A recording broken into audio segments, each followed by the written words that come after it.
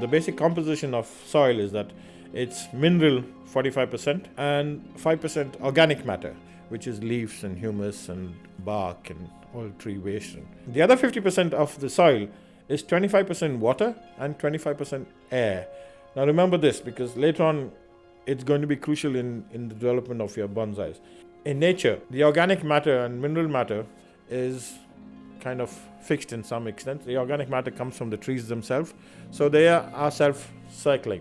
But in the bonsai pot, the organic matter depletes quite fast. So we actually provide the organic matter through fertilizers. But remember, for bonsai purposes, we use soils that are more or less sterile, and we provide the feed.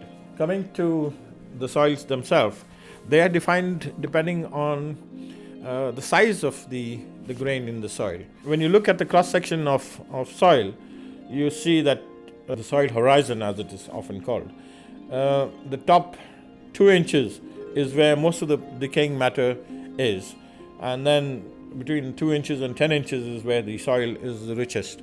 So most bonsai roots or most plant roots are within the first 10 inches because of that.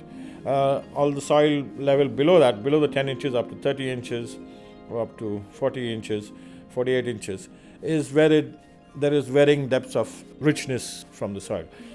Between 30 and 48 inches, the soil is kind of more or less depleted. When you feed fertilizer to the soil has got to be able to absorb it and hold it and release it to the tree as and when it is needed. And then finally, it's got to be able to drain well, so that water, in nature, the water tends to follow the top and then drain away. It doesn't linger by the roots. So in bonsai pots, we got to do the same thing. We got to have the water draining away. So when you water it, the pot gets soaked initially, the soil absorbs all the water that it needs, and surplus is let go, so drains away. So the soil that we choose for bonsai needs to do these things. We tend to use, traditional Japanese bonsai soils. Akadama, which is by far the most popular. Akadama is a sun-dried volcanic substrate clay. We then have Kanuma, which is acidic soil, which is for lime-hating plants. And then we have Fuji Grit.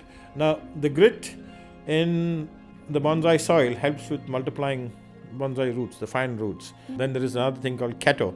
Keto is used when we use primarily for building borders around landscapes or root over rocks. We can use more or less any modern growing medium. Horticultural world tends to use molar or ceramis, which is another clay that's been fired. We can use regularly available pumice and expanded clays nowadays, which is fired clays, which are quite hard, but they are very porous and they hold a lot of water and air. We have two sizes that we generally use, between 3 mm and 6 mm for all deciduous trees, and between 6 mm and 9 mm for all pines. We use it in the ratio of 2 parts Akadama to 1 part pumice. You could, of course, use 2 parts demolin and 1 part pumice, or 2 parts ceramic and 1 part pumice. That's up to you.